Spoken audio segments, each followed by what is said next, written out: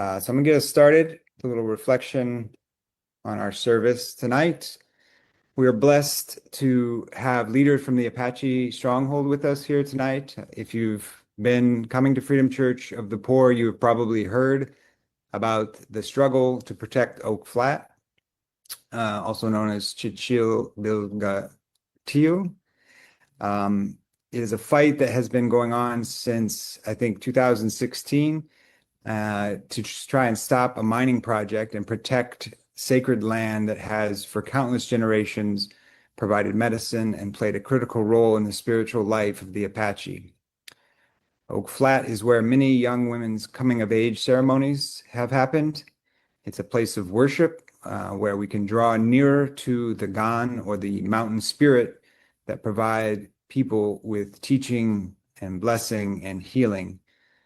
A company called Resolution Copper, which is a subsidiary of a massive international mining company called BHP and Rio Tinto.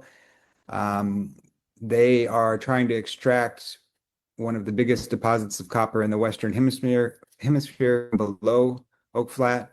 And they plan to use a method of mining called block caving, where they'll soften and explode the earth below ground and around the copper deposit, flush it with water and siphon off the copper and leave a massive crater where Oak Flat stands, also threatening to contaminate the water table in the valley below. Now, folks may know that copper is a really good conductor of energy. It means that energy can pass through it easily and efficiently.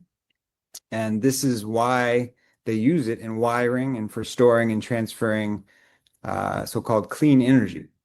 But I think we should also recognize that this massive deposit of copper and its capacity to hold and transfer energy could actually be one of the reasons why the land holds such spiritual significance, why it is a source of medicine and a place of sacred ritual.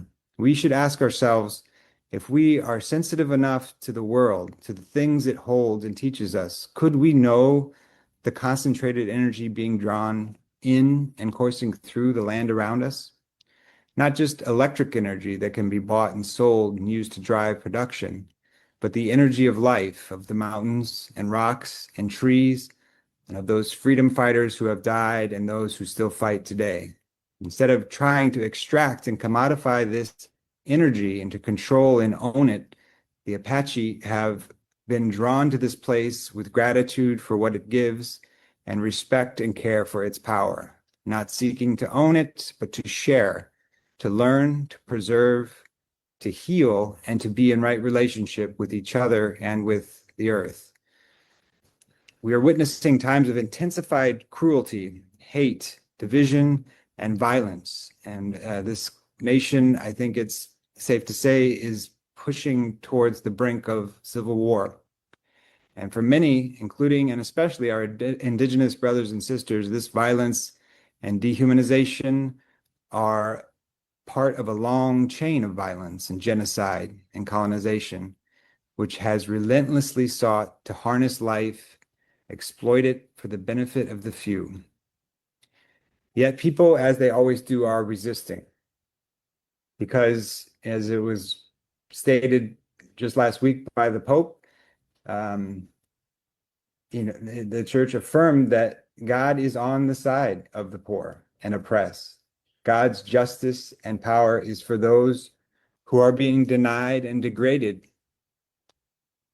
The power of the Creator moves in the brokenhearted, in the impoverished, and in those who resist, who walk with God to restore a world of abundance. The Apache and others who know struggle and know resistance want to teach us to listen to this power, to connect to it. And the struggle at Oak Flat is at its core a struggle to protect the places and the ways that bring us back there, back to the sacred, back to God. Their fight reminds all of us of the truth and the liberating power of our faith traditions.